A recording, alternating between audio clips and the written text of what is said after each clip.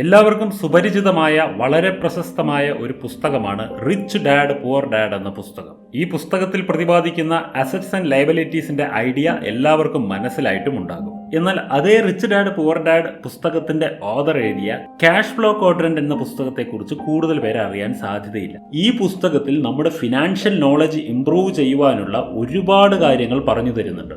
ഇന്ന് നമുക്ക് ധനസമ്പാദനത്തിന്റെ നൂതന തന്ത്രങ്ങൾ പഠിക്കുവാൻ വേണ്ടി ക്യാഷ് ഫ്ലോ ക്വാഡ്രന്റ് എന്ന ഈ പുസ്തകം ചുരുക്കത്തിൽ ഒന്ന് കണ്ണോടിച്ചു നോക്കാം. സാധാരണയായ ഒരു മനുഷ്യൻ തന്റെ ജീവിതത്തിൽ 20 വയസ്സ് കഴിഞ്ഞ് 30 വയസ്സിന്റെ ഉള്ളിലായിരിക്കും പണം സമ്പാദിക്കാൻ ആരംഭിക്കുന്നത്. ഇങ്ങനെ ഒരാൾ പണം സമ്പാദിക്കാൻ ആരംഭിക്കുന്ന സമയത്ത് തന്നെ 4 വിഭാഗങ്ങളിൽ ഒന്നിലേക്ക് ആ വ്യക്തി സ്വാഭാവികമായും മാറ്റപ്പെടും. അതായത് 4 രീതിയിലാണ് ഈ ലോകത്തിലുള്ളവർ ധനം സമ്പാദിക്കുന്നത്.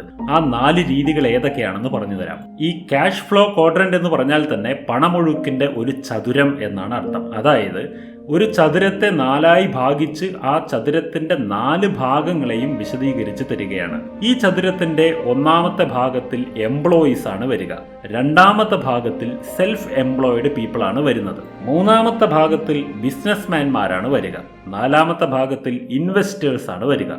ഇനിയാണ് പ്രസക്തമായ കാര്യങ്ങൾ കിടക്കുന്നത്. ഇതിലെ ഒന്നാമത്തെ ഭാഗമായ എംപ്ലോയീസ് എന്ന ക്വാഡ്രന്റിലാണ് ഈ ലോകത്തിലുള്ള കൂടുതൽ ആളുകളും ഉൾപ്പെട്ടിരിക്കുന്നത്. അതായത് ഈ ലോകത്തിലുള്ള 95% ആളുകളും ഈ എംപ്ലോയീസ് എന്ന കാറ്റഗറിയിലാണ് ഉൾപ്പെടുന്നത്. 95% പേർ എംപ്ലോയീസ് എന്ന കാറ്റഗറിയിൽ ഉണ്ടെങ്കിലും ഈ ലോകത്തിലുള്ള ആകെയുള്ള പണത്തിന്റെ 5% മാത്രമാണ് ഈ കൂട്ടരുടെ കയ്യിലുള്ളത്. ഇവർ ഒരു ജോബ് കണ്ടെത്തും, ആ ജോബിൽ വയസ്സാകുന്നത് വരെയും ജോലി ചെയ്തുകൊണ്ടിരിക്കും. ഇവരുടെ പ്രധാനപ്പെട്ട പ്രശ്നം ജോബ് സെക്യൂരിറ്റിയാണ്. അത് കാരണത്താൽ ഇവർ ഈ ഒരു കാര്യത്തിൽ ഒതുങ്ങിക്കൂടി ജീവിക്കും. ജോബ് സെക്യൂരിറ്റി പ്രധാനപ്പെട്ട ഒരു വിഷയമാണ് ഇക്കൂട്ടർക്കെന്ന് പറഞ്ഞല്ലോ. അത് കാരണത്താൽ ഇവർക്ക് താൻ ജോലി ചെയ്യുന്ന സ്ഥലത്ത് എങ്ങനെയെങ്കിലും ആ ജോലി നഷ്ടപ്പെടാതെ അവിടെ തന്നെ തുടരുക എന്നും പറ്റുമെങ്കിൽ ആ ജോലിയിൽ പ്രൊമോഷൻസ് ലഭിച്ച് നല്ല രീതിയിൽ പൊസിഷനുകളിൽ എത്തുക എന്നത് മാത്രമായിരിക്കും ചിന്താഗതി. സാധാരണയായി ചെറുപ്പം മുതൽ മാതാപിതാക്കളാകട്ടെ മറ്റ് വീട്ടുകാരോ നാട്ടുകാരോ ആകട്ടെ ഒരു ജോലി കയ്യിലാക്കുക എന്നുള്ളതിനെക്കുറിച്ച് നമ്മൾക്ക് എപ്പോഴും ബ്രെയിൻ വാഷ് ചെയ്ത് തന്നിട്ടുണ്ടാവും. അത് കാരണത്താൽ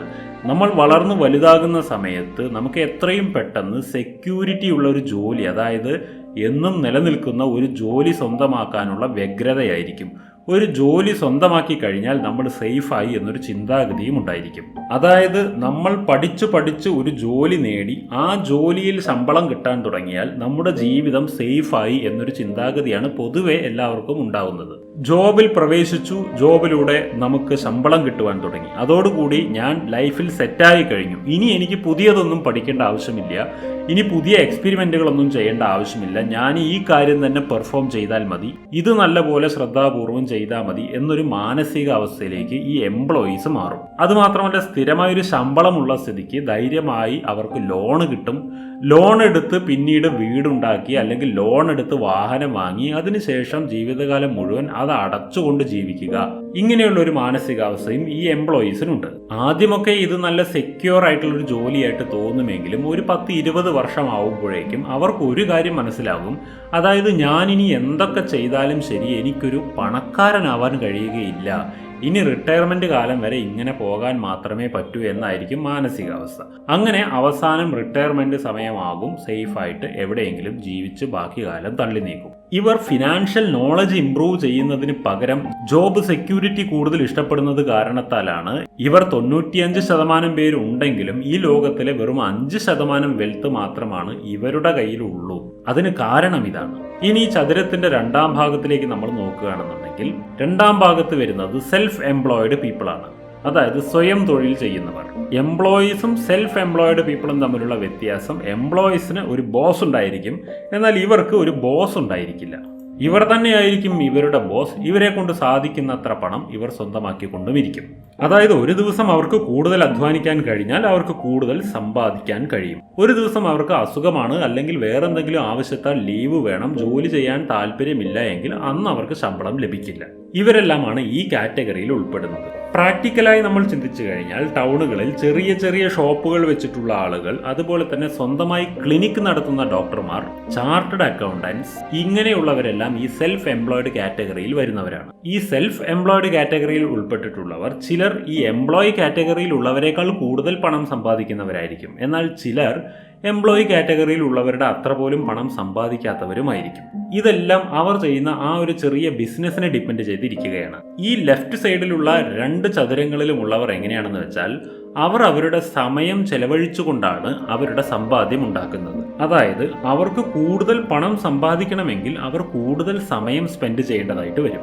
എന്നാൽ നമ്മുടെ എല്ലാ ഒരു പ്രശ്നം എന്താണെന്ന് വെച്ചാൽ നമുക്ക് എല്ലാവർക്കും 24 മണിക്കൂർ മാത്രമേ ഒരു ദിവസത്തിലുള്ളൂ. അത് കാരണത്താൽ അധികമായിട്ട് സമയം ചെലവഴിക്കാനും കഴിയില്ല. ഇതുകൊണ്ടാണ് ഈ ലോകത്തിൽ 95% പേര് ഈ കാറ്റഗറിയിലാണ് ഉൾപ്പെട്ടിരിക്കുന്നതെങ്കിലും അവരുടെ കയ്യിൽ ലോകത്തിലെ 5% ധനം മാത്രമേ ഉള്ളൂ. അതിന് കാരണം ഇതാണ്. നിങ്ങൾ ഈ 5% ധനത്തിന്റെ മാത്രം ഉടമസ്ഥരായ 95% ആളുകളിൽ ഉൾപ്പെടാൻ ആഗ്രഹിക്കുന്നുണ്ടോ? അതോ നിങ്ങൾ ഈ ബാക്കി വരുന്ന 5% പേർ, അതായത് 95% ധനത്തെയും കയ്യിൽ വെച്ചിരിക്കുന്ന 5% പേരിൽ ഉൾപ്പെടാൻ ആഗ്രഹിക്കുന്നുണ്ടോ? ആഗ്രഹിക്കുന്നുണ്ടെങ്കിൽ ഈ വീഡിയോ നിങ്ങൾ മുഴുവനായും കാണുക. ഈ ക്യാഷ് ഫ്ലോ ക്വാഡ്രന്റിന്റെ, അതായത് ഈ ചതുരത്തിന്റെ വലതുവശത്തേക്ക് നമ്മൾ നോക്കുകയാണെന്നുണ്ടെങ്കിൽ അവിടെ ബിസിനസ്മാൻമാരും ഇൻവെസ്റ്റേഴ്സുമാണ് ഉള്ളത്. ഈ മൂന്നാമത്തെ ചതുരത്തിലുള്ള ബിസിനസ്മാൻമാരുടെ ജോലി എന്താണെന്ന് വെച്ചാൽ ഐഡിയകൾ ഉണ്ടാക്കിക്കൊണ്ട് കോടികൾ സമ്പാദിക്കുക എന്നതാണ്. അതായത് ഇല്ലാത്ത പണത്തെ അവർ ഉണ്ടാക്കിയെടുക്കുന്നു. ഇങ്ങനെ ഉണ്ടാക്കിയെടുക്കുവാൻ വേണ്ടി അവർക്ക് ബിസിനസ് എന്നൊരു സിസ്റ്റം ആവശ്യമായിട്ട് വരും. ഒരു സിസ്റ്റം ഉണ്ടാക്കുകയും ആ സിസ്റ്റം ഞാൻ ഉദ്ദേശിക്കുന്നത് പോലെ പ്രവർത്തിക്കുകയും ചെയ്താൽ എനിക്ക് ഇത്ര പണം സമ്പാദിക്കാൻ കഴിയും എന്ന് അവരുടെ മനസ്സിൽ ആദ്യമേ ഒരു ആശയം ജനിക്കുന്നു. ഇങ്ങനെ ഒരു ഐഡിയ മനസ്സിലുണ്ടായി കഴിഞ്ഞാൽ ഈ ഐഡിയ എക്സിക്യൂട്ട് ചെയ്യുന്നതിന് വേണ്ടി ചെറുപ്പം മുതൽ തെറ്റുകളൊന്നും ചെയ്യാതെ ഇരുന്ന് പഠിച്ച് ഗ്രാജുവേഷൻസ് നേടി ജോബ് സെക്യൂരിറ്റിക്ക് വേണ്ടി ഒരു ജോലി വേണമെന്ന് പറഞ്ഞ് തെരഞ്ഞു നടക്കുന്ന ആ എംപ്ലോയി കാറ്റഗറിയിലുള്ളവരെയാണ് ഈ ബിസിനസ്മാൻമാർ ഉപയോഗിക്കുന്നത്. ഇങ്ങനെ പഠിച്ചു ജോലി നേടിയ എംപ്ലോയീസിനെ ശമ്പളം കൊടുത്ത് നിലനിർത്തുന്നത് ഈ ബിസിനസ് ഓണേഴ്സ് ആയിരിക്കും.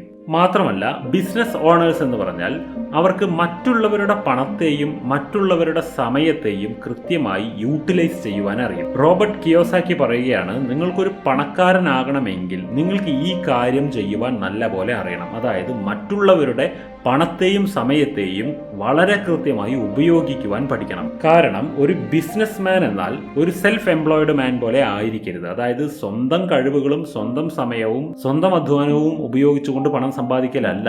ഒരു സിസ്റ്റം ഉണ്ടാക്കി വെച്ച് അനേകരെ ആ സിസ്റ്റത്തിൽ കോർത്തിണക്കിക്കൊണ്ട് പണം ഉണ്ടാക്കലാണ് ബിസിനസ്. ആദ്യം ഇത് കുറച്ച് കഷ്ടമായിരിക്കും. ആദ്യം നിങ്ങൾക്ക് ഒരുപാട് സമയം ഇതിൽ സ്പെൻഡ് ചെയ്യേണ്ടി വരും.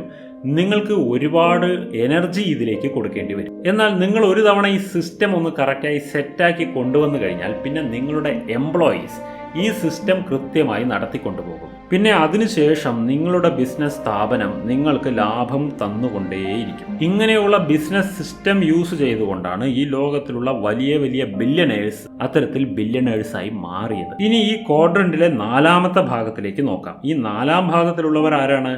പണം ഉപയോഗിച്ചുകൊണ്ട് പണം ഉണ്ടാക്കുന്നവരാണ് ഈ കൂട്ടർ. അതായത് ഒരു ബിസിനസ്മാൻ ഒരു ബിസിനസ് ഉണ്ടാക്കി. ആ ബിസിനസ്സിൽ നിങ്ങൾ പണം നിക്ഷേപിക്കുകയാണെന്നുണ്ടെങ്കിൽ നിങ്ങൾക്ക് പ്രത്യേകിച്ച് അധ്വാനമൊന്നും ഇല്ലാതെ കുറച്ചു കാലത്തിനുള്ളിൽ ആ പണം ഇരട്ടിപ്പിച്ച് കിട്ടും എന്ന് ഒരു ഓഫർ നൽകുകയാണെന്നിരിക്കട്ടെ. ഈ ഒരു ഇൻവെസ്റ്റ്മെന്റിന് നിങ്ങൾ തയ്യാറായി കഴിഞ്ഞാൽ ആ ബിസിനസ്മാന്റെ ഐഡിയയും ആ ബിസിനസ്മാൻ ഉണ്ടാക്കി വെച്ച ബിസിനസ് സിസ്റ്റവും അവിടെ ജോലി ചെയ്യുന്ന എംപ്ലോയീസിന്റെ ടൈമും എല്ലാം ചേർന്ന് നിങ്ങളുടെ പണത്തെ ഇരട്ടിപ്പിക്കുകയും നിങ്ങൾക്ക് ഇരട്ടിപ്പണമായി തിരിച്ചു കിട്ടുകയും ചെയ്യും. ഈ പണം നിക്ഷേപിച്ച വ്യക്തി ഉറങ്ങുന്ന സമയത്ത് പോലും നൈറ്റ് ഷിഫ്റ്റിൽ ഈ കമ്പനിയിൽ ഒരുപാട് പേർ വർക്ക് ചെയ്തുകൊണ്ടിരിക്കുകയായിരിക്കും. അതായത് നിങ്ങൾ ഉറങ്ങുമ്പോൾ പോലും നിങ്ങളുടെ പണം അവിടെ അധികരിച്ചു കൊണ്ടിരിക്കുകയാണെന്നാണ് അർത്ഥം. അതായത് നിങ്ങൾ ഫിനാൻഷ്യൽ ഫ്രീഡം നേടിക്കഴിഞ്ഞു. എന്തുകൊണ്ടെന്നാൽ നിങ്ങൾ ഉറങ്ങുമ്പോൾ പോലും നിങ്ങളുടെ ധനം ഇരട്ടിയായിക്കൊണ്ടിരിക്കുന്നു. നമ്മൾ ഉറങ്ങുമ്പോഴും പണം വരുന്ന എന്തെങ്കിലും ഒരു വഴി നമ്മൾ കണ്ടെത്തിയില്ലെങ്കിൽ നമ്മൾ ജീവിതകാലം മുഴുവനും അധ്വാനിച്ചുകൊണ്ടേയിരിക്കേണ്ടി വരും എന്നാണ് പറയുന്നത്. നിങ്ങൾ ഇപ്പോൾ ഒരു സാധാരണ എംപ്ലോയി ആണെന്നുണ്ടെങ്കിലും, അതായത് ലെഫ്റ്റ് സൈഡിലെ ക്വാഡ്രന്റിൽ പെടുന്ന എംപ്ലോയിയോ അല്ലെങ്കിൽ സെൽഫ് എംപ്ലോയിഡ് മാനോ ആണെന്നുണ്ടെങ്കിലും നിങ്ങൾക്ക് പതുക്കെ റൈറ്റ് സൈഡിലേക്ക് മാറി ബിസിനസ്മാനോ ഇൻവെസ്റ്ററോ ആകുവാൻ കഴിയും. നിങ്ങൾക്ക് ഈ എംപ്ലോയി കാറ്റഗറിയിൽ നിന്നും ഈ ബിസിനസ്മാൻ ഓർ ഇൻവെസ്റ്റർ കാറ്റഗറിയിലേക്ക് ഷിഫ്റ്റ് ആകണമെന്നുണ്ടെങ്കിൽ ആകെ ആവശ്യം നിങ്ങൾക്ക് മറ്റുള്ളവരിൽ നിന്നും വ്യത്യാസപ്പെട്ടിട്ടുള്ള കുറച്ച് അറിവുകളും മറ്റുള്ളവരിൽ നിന്നും വ്യത്യസ്തമായൊരു മൈൻഡ് സെറ്റ് മാത്രമാണ് ആവശ്യം. ഇത് നിങ്ങൾക്കൊരു സ്കൂളിലും പഠിപ്പിക്കുകയുമില്ല. ഇങ്ങനെയുള്ള ഒരു ഡിഗ്രി നിങ്ങൾക്കൊരു കോളേജിൽ നിന്ന് ലഭിക്കുകയുമില്ല. ഈ ഒരു ഫിനാൻഷ്യൽ ഫ്രീഡം നിങ്ങൾക്ക് നേടിയെടുക്കുവാൻ ഒരു ഡിഗ്രിയുടെയും ആവശ്യമില്ല. നല്ല നല്ല കോളേജുകളിൽ പഠിച്ച് ഡിഗ്രി നേടിയ ആളുകൾ നിങ്ങളുടെ ബിസിനസ് സ്ഥാപനത്തിൽ ജോലി ചെയ്യുന്ന അവസ്ഥയിലേക്ക് നിങ്ങൾക്ക് ഉയരാൻ കഴിയും. നിങ്ങൾ അത്തരത്തിലുള്ള ഒരു സിസ്റ്റം ബിൽഡ് ചെയ്യണമെന്ന് മാത്രം. നിങ്ങൾ സിസ്റ്റംസ് ഉണ്ടാക്കി കഴിഞ്ഞാൽ ചില സിസ്റ്റംസ് നല്ല രീതിയിൽ വർക്ക് ചെയ്തേക്കാം, ചില സിസ്റ്റംസ് വർക്ക് ചെയ്യാതെയും ആയേക്കാം. ആ ഒരു റിസ്ക് എടുക്കുവാനുള്ള എബിലിറ്റിയും ഒരു പോസിറ്റീവ് മൈൻഡ് സെറ്റും നിങ്ങൾക്ക് എപ്പോഴും ഉണ്ടായാൽ മതി. നിങ്ങൾക്ക് സ്കൂളിൽ പഠിപ്പിച്ചു തരുന്നത് തെറ്റ് ചെയ്യുന്നത് ശരിയല്ല, തെറ്റുകൾ സംഭവിക്കരുത് എന്നായിരിക്കും. എന്നാൽ ഇവിടെ നിങ്ങൾ പഠിക്കേണ്ടത് തെറ്റ് ചെയ്യുകയാണെങ്കിൽ മാത്രമേ അത് ശരിയായി ചെയ്യേണ്ടത് എങ്ങനെയാണെന്ന് മനസ്സിലാവുകയുള്ളൂ. അതുകൊണ്ട് തെറ്റ് സംഭവിച്ചാലും കുഴപ്പമില്ല, ഞാൻ ചെയ്യണം, പിന്നീട് തെറ്റ് മനസ്സിലാക്കുമ്പോൾ തിരുത്തിയാൽ മതി. ഇങ്ങനെ നിങ്ങൾ നിങ്ങളുടെ അറിവുകളെല്ലാം തിരുത്തി പഠിക്കേണ്ടി വരും. യങ് ഏജിൽ നിങ്ങൾ റിസ്ക് എടുക്കാൻ തയ്യാറല്ലാതെ ആകുന്നതാണ് ജീവിതത്തിലെ ഏറ്റവും വലിയ റിസ്ക് എന്ന് നിങ്ങൾ മനസ്സിലാക്കണം. നിങ്ങൾക്ക് എംപ്ലോയീസ് ഓർ സെൽഫ് എംപ്ലോയിഡ് കാറ്റഗറിയിൽ നിന്നും ബിസിനസ്മാൻ ഓർ ഇൻവെസ്റ്റർ കാറ്റഗറിയിലേക്ക് ഷിഫ്റ്റ് ആകണമെങ്കിൽ നിങ്ങൾ ആദ്യം ചെയ്യേണ്ടത് നിങ്ങൾ ഇപ്പോൾ സമ്പാദിച്ചു കൊണ്ടിരിക്കുന്ന ധനത്തെ പതുക്കെ സേവ് ചെയ്ത് വെച്ച് നിങ്ങൾ ബിസിനസ്സിലേക്ക് ഇൻവെസ്റ്റ് ചെയ്യുവാൻ ആദ്യം പ്രാപ്തനാകണം. എന്നാൽ അതിനൊന്നും നിങ്ങൾ തയ്യാറല്ലാതെ അയ്യോ ഞാൻ പകൽ മുഴുവൻ ജോലി ചെയ്തിട്ട് തന്നെ ക്ഷീണിച്ചു കഴിഞ്ഞു, ഇനിയിപ്പോൾ വൈകുന്നേരം എനിക്ക് വേറെ കാര്യങ്ങളൊന്നും ചെയ്യാൻ വയ്യ, എനിക്ക് കുറച്ചു നേരം TV കണ്ടിരിക്കണം, അല്ലെങ്കിൽ ആഴ്ചയ്ക്ക് വൈകുന്നേരം സിനിമയ്ക്ക് പോകണം എന്നെല്ലാം പറഞ്ഞ് നിങ്ങൾ പണമിരട്ടിപ്പിക്കുന്ന കാര്യത്തിലേക്ക് ശ്രദ്ധ വെക്കാതിരുന്നു കഴിഞ്ഞാൽ ജീവിതകാലം മുഴുവൻ നിങ്ങൾക്ക് ഇങ്ങനെ തന്നെ തുടരേണ്ടി വരും. നിങ്ങൾക്കൊരു മാസം 500 രൂപ മാത്രമാണ് സേവ് ചെയ്ത് വെക്കാൻ കഴിയുന്നുള്ളൂ എങ്കിൽ പോലും നിങ്ങൾ അതിനെ വളരെ ഡിസിപ്ലിൻഡ് ആയിട്ടുള്ള ഒരു മാനറിൽ സേവ് ചെയ്ത് വെക്കുകയും ഭാവിയിൽ അതിനെ സ്വരൂപിച്ച് വെച്ച് വളരെ നല്ല കമ്പനികളിൽ ഇൻവെസ്റ്റ് ചെയ്യുകയും ചെയ്താൽ പോലും ഘട്ടം ഘട്ടമായി നിങ്ങൾക്ക് ഒരു കോടീശ്വരനാകാൻ സാധിക്കും. എന്നാൽ ഇത്ര വയസ്സാകുമ്പോഴേക്കും എനിക്ക് പണമുണ്ടായാൽ പോരാ, യങ് ഏജിൽ തന്നെ എനിക്ക് ഫിനാൻഷ്യൽ ഫ്രീഡം വേണം എന്നാണ് നിങ്ങൾ ആഗ്രഹിക്കുന്നതെങ്കിൽ യങ് ഏജിൽ നിങ്ങളൊരു ബിസിനസ് സിസ്റ്റം സ്റ്റാർട്ട് ചെയ്യും. നിങ്ങൾ ഇപ്പോൾ ആ ബിസിനസ്സിന് വേണ്ടി അല്പം റിസ്ക് എടുക്കേണ്ടി വന്നാലും ഒരു 6-7 വർഷത്തിനകം തന്നെ നിങ്ങൾക്കൊരു കോടീശ്വരനാകാൻ കഴിയും. നിങ്ങൾ ഈ കാര്യങ്ങൾ കൃത്യമായി മനസ്സിലാക്കിയ ശേഷം ഇപ്പോൾ തന്നെ പ്രോപ്പറായ വഴിയിലൂടെ പ്ലാൻ ചെയ്ത് മുന്നോട്ട് പോകാൻ തുടങ്ങിയാൽ നിങ്ങൾക്ക് വേഗം തന്നെ കോടീശ്വരനായി മാറാൻ കഴിയും.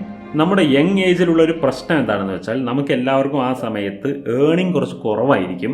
എന്നാൽ നമുക്ക് ആ സമയത്ത് ഡിസയറുകൾ കൂടുതലായിരിക്കും, അതായത് ആഗ്രഹങ്ങൾ കൂടുതലായിരിക്കും. അതായത് കാറ് വാങ്ങണം, പുതിയ മൊബൈൽ വാങ്ങണം, ലേറ്റസ്റ്റ് ആയിട്ടുള്ള ബൈക്ക് വാങ്ങണം, ഇങ്ങനെയുള്ള ഓരോരോ ആഗ്രഹങ്ങൾ ഉണ്ടായിക്കൊണ്ടിരിക്കും. ഇങ്ങനെയുള്ള ആഗ്രഹങ്ങൾ പൂർത്തീകരിക്കുവാൻ വേണ്ടി ലോൺ എടുക്കുകയും പിന്നീട് സമ്പാദിക്കുന്ന പണം കൊണ്ട് മുഴുവൻ ലോൺ അടച്ചു തീർക്കാൻ മാത്രം ശ്രമിക്കുകയും അഥവാ ഒരു മാസം ശമ്പളം കിട്ടിയില്ലെങ്കിൽ അല്ലെങ്കിൽ ഒരു മാസം ശമ്പളം ലേറ്റ് ആയാൽ നിങ്ങളുടെ ഫിനാൻഷ്യൽ കണ്ടീഷൻ വളരെ മോശമാകുന്ന ഒരു അവസ്ഥയിലേക്ക് പോകുന്ന പോലെ ഒരു ഫേക്ക് റിച്ച് അവസ്ഥ നിങ്ങൾ നിങ്ങളുടെ ജീവിതത്തിൽ ഉണ്ടാക്കിയെടുക്കുകയാണെന്നുണ്ടെങ്കിൽ നിങ്ങൾക്ക് ഈ പറഞ്ഞ കാര്യങ്ങളൊന്നും നടക്കുകയില്ല. അതിന് പകരം നിങ്ങൾ അധികമൊന്നും ചെലവ് ചെയ്യാതെ ആഗ്രഹങ്ങളെ പോലും അല്പം കൺട്രോൾ ചെയ്ത ശേഷം ഇപ്പോഴുള്ള ഈ ശമ്പളം കിട്ടാത്തൊരവസ്ഥ വന്നാൽ പോലും വരുന്ന 20 വർഷത്തേക്ക് എനിക്ക് ഒന്നും സംഭവിക്കില്ല, ഒരു ഏണിങ്സും ഇല്ലാതെ എനിക്ക് 20 വർഷം വരെ വേണമെങ്കിലും ജീവിക്കാൻ പറ്റും എന്നുള്ള ഒരു കോൺഫിഡൻസ് നിങ്ങൾക്കുണ്ടാകുന്ന തരത്തിൽ നിങ്ങൾ ഫിനാൻഷ്യലി സെറ്റിൽഡ് ആയിരിക്കണം.